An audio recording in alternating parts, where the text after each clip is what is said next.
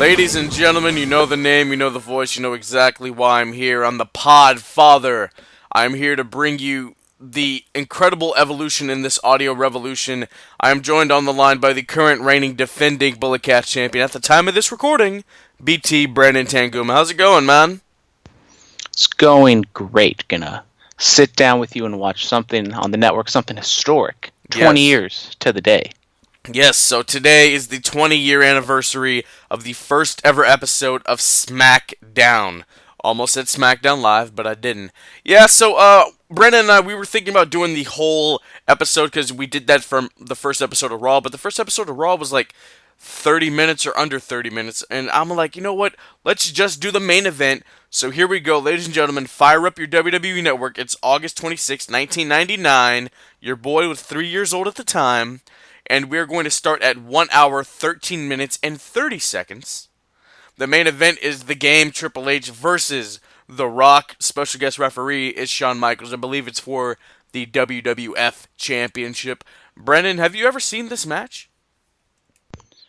I believe I have seen this match. I've watched, I think, the entire show, maybe when they had like the 15th anniversary or something, early on in the network's history. I think I went back and watched this, but it's been a while. I think it's maybe been, a few years at the least. Yeah, so shout out to the network for saving everything that you have watched. Apparently, I was watching this show a few years back, and I stopped at Shane McMahon versus Mankind, so I haven't seen Michael Cole's interview with Stone Cold, haven't seen Ivory versus Terry, haven't seen the Triple H and China interview, and I don't believe I've seen Rock versus Hunter in its entirety, so this is going to be very interesting to watch. Alright, ladies and gentlemen, I hope you have your network fired up by now. We are going to start watching in 3, 2, 1, play. And here it is. The Heartbreak Kid, Shawn Michaels. The short shorts. The exotic referee attire by HBK. I think this was during his commissioner days. Am I correct, Brandon? It says WWF Commissioner right there on the intro screen, rocking the Shawn Michaels Wrestling Academy. Shout out to Bryan Danielson. Shout out Bryan Danielson. Here it is. Got a little Stacy Keibler entrance there with his ass right up in your face. Yep. Because he's just a sexy boy. He is. It's a little different now that he comes out to that music when he's like in his 50s. He'll always be a sexy boy. Oh, you saw Tony Chimmel. We did this on the Raw episode. If you want to call the number on the back of Shawn Michaels' shirt and see what happens, go for it. Yeah. By the way, this might be my favorite Triple H theme. The My Time. It was sung by the man who recorded the DX theme song. May he rest in peace. Chris, I forgot his name.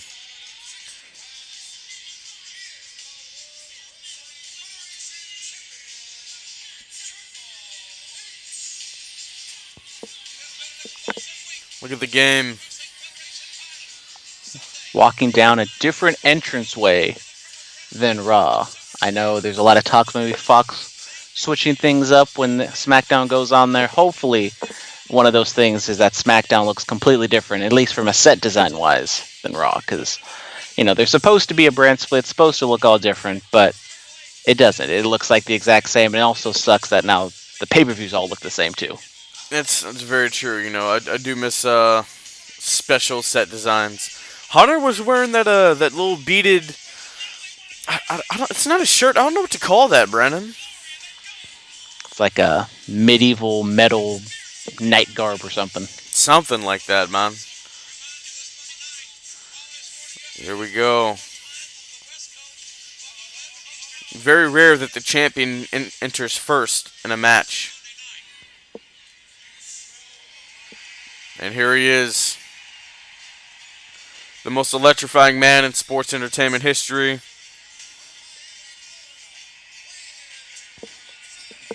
The Rock main eventing on The Rock's show. Very rare do you get a show named after you. And then plus he had that pay-per-view Rock Bottom named after him as well. I don't think Stone Cold ever had a pay-per-view named after him. He just had a better looking title. That's all. Did you see Straight Up Steve Austin last night with Sal from Impractical Jokers? Yeah, I seen that one. I saw the debut one. It's a very good show. It is. I saw that one. Steve Austin with the Jeep that can the Jeep boat basically that can roll in water. I dig it, man. And Stone Cold took some bumps and gave someone a stunner. So this, all but confirms that he's coming back to wrestling. Hey, man, those bumps. I'm like, oh, he might be able to go. But alas, this is not about Stone Cold Steve Austin. Even though he's the biggest box office draw in history of the business, it's about Rock and Hunter. Here we go. Beautiful shot with the Smackdown little Flag. flag in the background. I miss that. Miss those things. Those are cool. Oh, the first shot delivered by Dwayne. He and Paul are throwing some shots. Oh, no. Hunter could sell his ass off for anybody, man.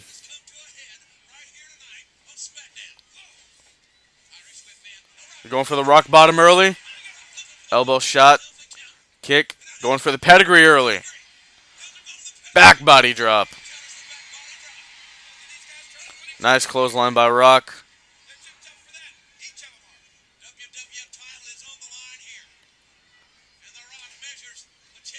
I know when we talk about The Rock's career, we automatically go to the rivalry with Stone Cold, but the rivalry he and Hunter had, it's just very underrated. I mean, that ladder match at SummerSlam '98, the Iron Man match that they had, this match, and a couple others. Really special times. Yeah, probably number 2 behind Stone Cold. Stone Cold, they had the rivalry with the IC title before.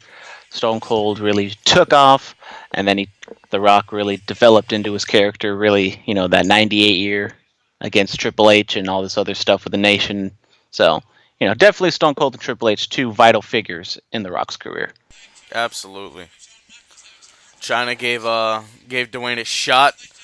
Shawn had to make sure he got her in her place. R.I.P. China. Oh, shoots him right over. Shawn Michaels and The Rock sharing the ring, something we never really got to see. A dream match that we all want to see, but actually never happened. Albeit maybe it was politics, maybe it was just timing issues, but one of those dream matches that we never really got to see. Yeah. But you never know. Maybe the Saudis will throw enough money at it that we'll get it. The Rock is a newly married man.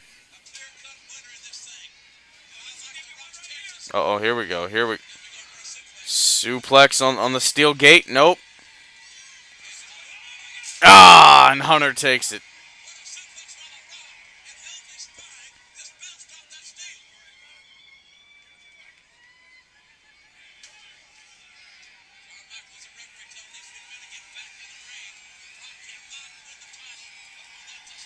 That was a very unique stage set. Yeah, it really makes you wonder why they can't do something like that today. I mean, obviously, it's not as high tech as the ones we have now. It's a lot of screens, a lot of electronics and stuff. Maybe that takes up more space than the stage does today. Ooh. Or less space, I guess. Russian leg sweep by Rock. I mean, they had the giant screen right there. Then they had the ovals kind of coming in and out of each other. That was cool. Plus, like we mentioned, the flag. And then oh my god, the fist. R.I.P. to the fist, man. I saw a report that apparently Fox might want the fist to come back. I don't know if that's fake news or not, but I would love to see a reinvention of the fish stage. Maybe they have a fish stage. They just have a giant shark on stage. That'd be amazing. Shark Boy makes a run-in WWE. We never know. No, I mean, but with the fist, like, it's in the WWE warehouse. They have it. All they have to do is roll it out. I do hear it was a pain in the ass to set up every week, though. And a clothesline over the top. Isn't it just one piece? So you can't like break it up and put it together. No, it's 3 different pieces. Well, that's still a lot of big pieces. It's a big fist. Yeah, then it had to be specially wired for the fireworks to come out of it. There was a lot of work. I hear it was like a 5-hour setup thing. Oh, Chyna's been thrown out of the match by her former DX compadre, Shawn Michaels. Was it shortly after this that China began being the mamacita to Eddie Guerrero? I believe so. Shortly after this, maybe the Stephanie Triple H relationship might have blossomed. Oh, oh yeah. Mm-hmm. You know what? I know he's had short hair for like 6 or 7 years now, but I miss long-haired Hunter. I really do. Oh, DDT. Rock had an underrated DDT.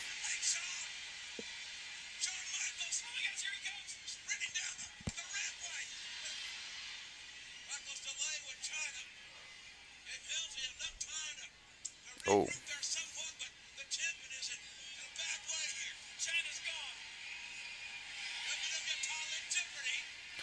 there's Shane O'Mac.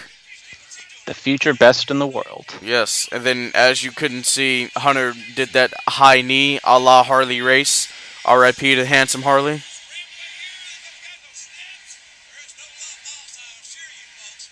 I wonder if this crowd knew that someday Shane McMahon would become the best wrestler in the world. I mean, he's still young at this point, so he had a lot of room to grow. He did. And, He and basically work. looks the same. Hair's a little thinner, a little grayer. Yeah, I mean, but besides that, he looks the same. Nice. I've always admired that hard Irish whip where you're throwing the guy and you fall to add that extra bit of momentum so they can hit the turnbuckle. There's a lot of hair in this ring, and just 20 years from now, it's all gone. It's a shame. I mean, Hunter chose to shave his off. Shawn, it was getting pretty thin up top. And Rock, And the Rock, it's already thinning. yeah.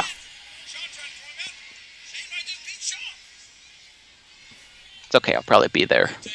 Check in with me 5 years from now, I'll probably have that Triple H bald with the beard look. I'm basically there, man. I went to the barbershop recently. They were like, "What do you want?" I'm like, "Give me the Jordan." Hunter. Classic knee drop. Classic Ric Flair. One of Hunter's mentors.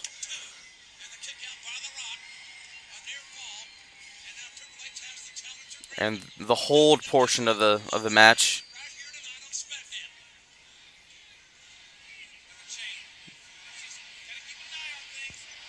You know, something that I like is we haven't gone to a commercial break yet. We have not. Something that New Japan doesn't do. But WWE goes to commercial breaks a lot. Now they're finally bringing back wrestling in between the commercial breaks, which Yes. is good for the live crowd at least, because there's not that much wrestling, especially on a 3-hour Raw. So if you're going to cut out the 4 minutes of wrestling in between breaks, even though nothing really happens, but it also puts emphasis on the work in the ring that, you know, it can end at any time, so we're going to stay with you until it ends. It's very true. Very, very true.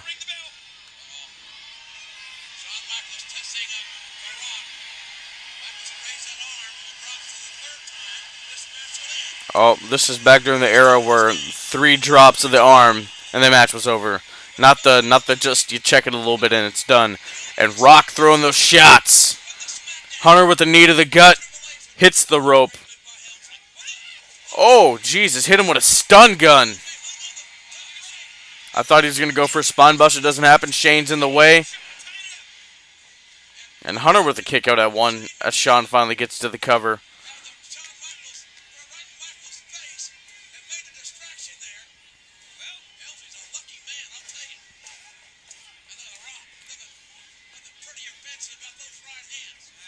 Irish whip.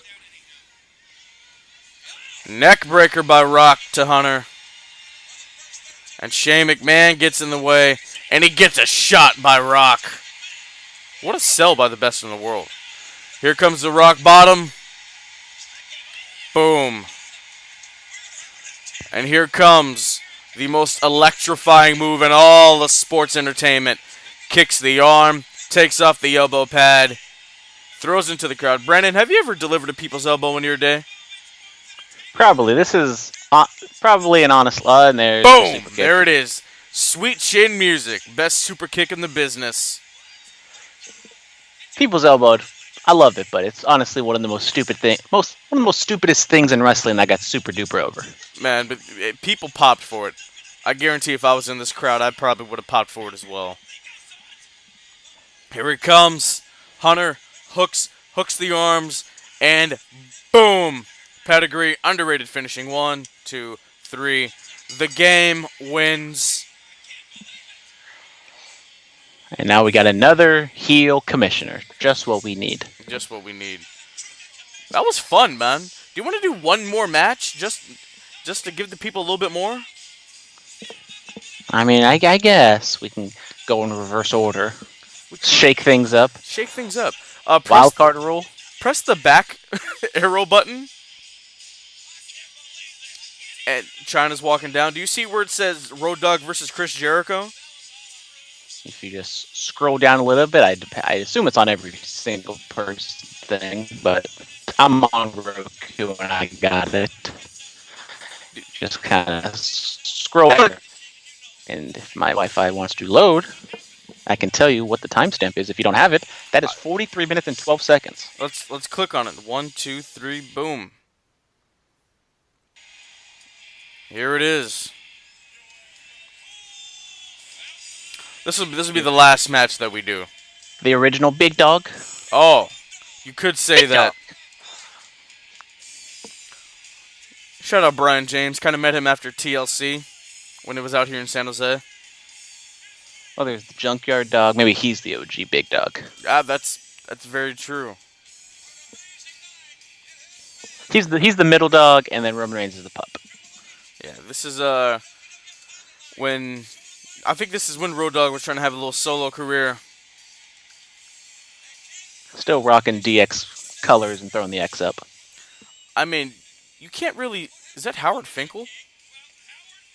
Is that the Fink?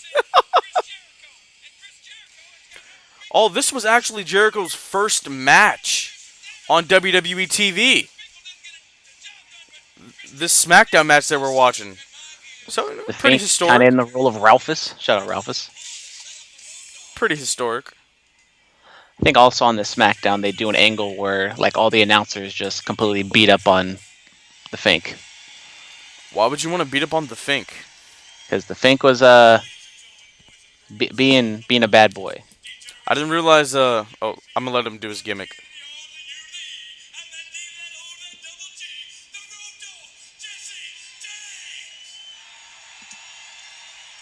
I didn't realize Tony Chimmel was with the company for this long. I think Lillian Garcia. I watched the whatever happened to those wrestlers on Cultaholic. Great theme song by the way. It's very catchy. And I think this is like Lillian Garcia's like second ever show. Yeah, Lillian, she was with them for quite a while. Now she hosts the Chasing Glory podcast. Shout out Lillian. Ageless. She still looks the same. Very nice lady. Met her at WrestleMania. Really? How was she? She was nice. A lot better than Emma. Emma just kind of stood there and didn't say anything. But didn't you meet Emma or Tennille when she came to APW? I did. A lot better that time. Yeah. More personable. Maybe she was a little upset about what was going on. So it's good. And probably also because I paid to see her, not just she has to show up and meet people for the free. That's true.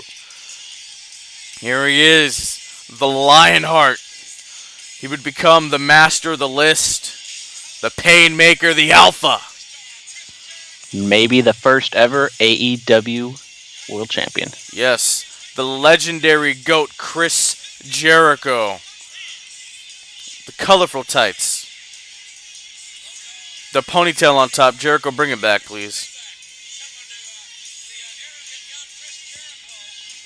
On an episode of the Bulletcast, Brandon, didn't you rock one of those bad boys? Rock the top knot. That was back in my long hair days when I was holding out that I'm going bald. So I just I pulled the Triple H and just cut it off. Okay, I got you. This theme is still badass. Maybe I'll grow my hair out again and then get some Road Dogg braids. Dude, Road Dogg was the original Riff Raff. Oh. Something you can't do. Actually, they still do it today, so it's whatever.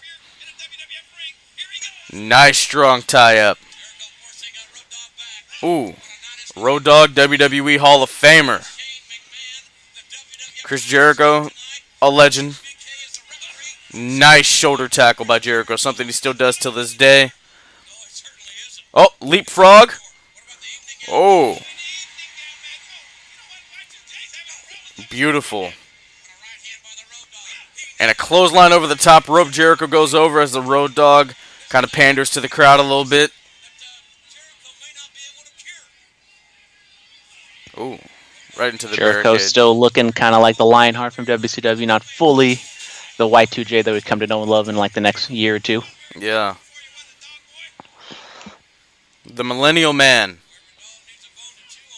And now kids today probably don't even know what Y2K is. They don't.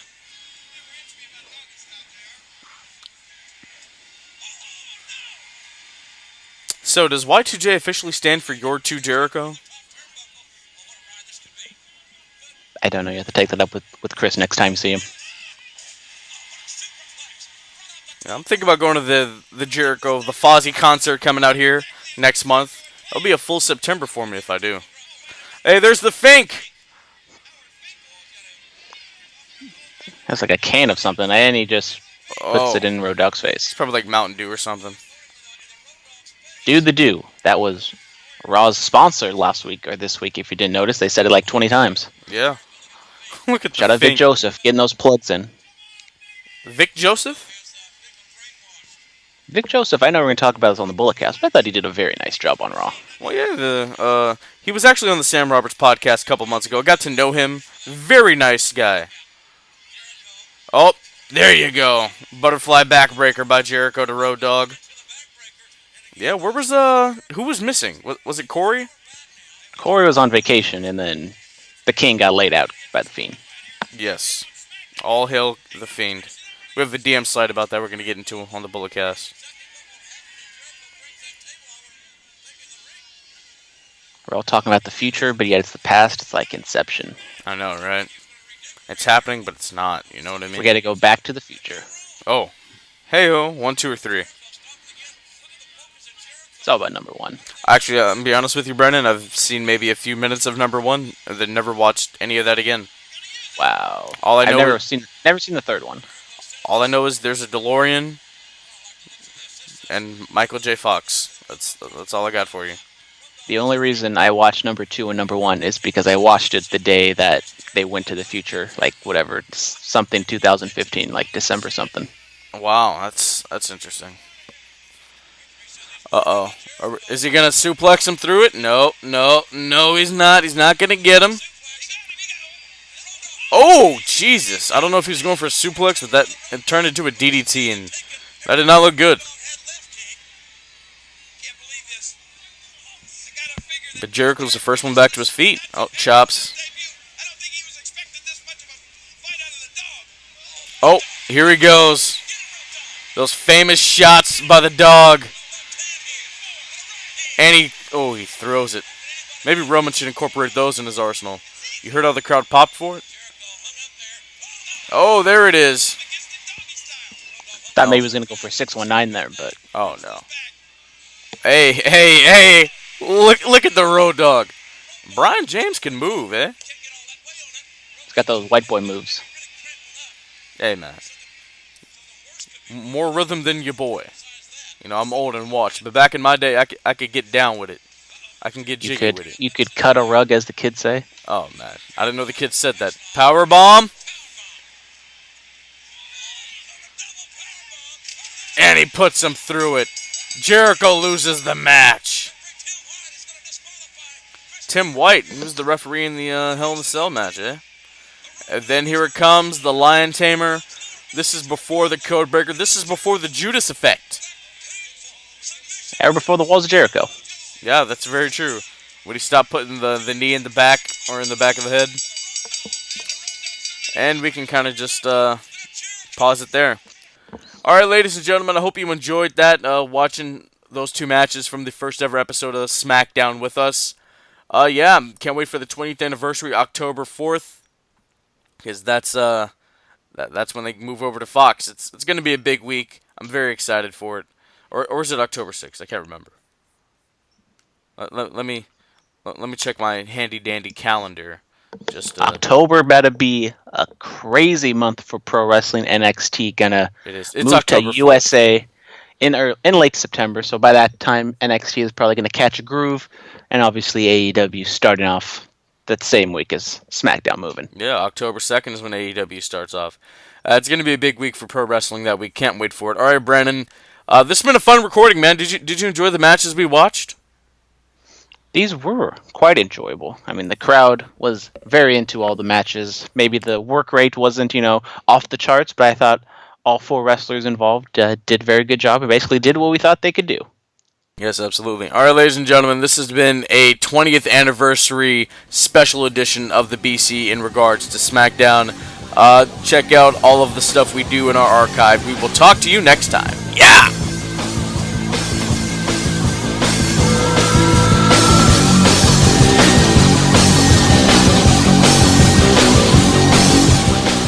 This has been the Bulletcast. Thank you for listening.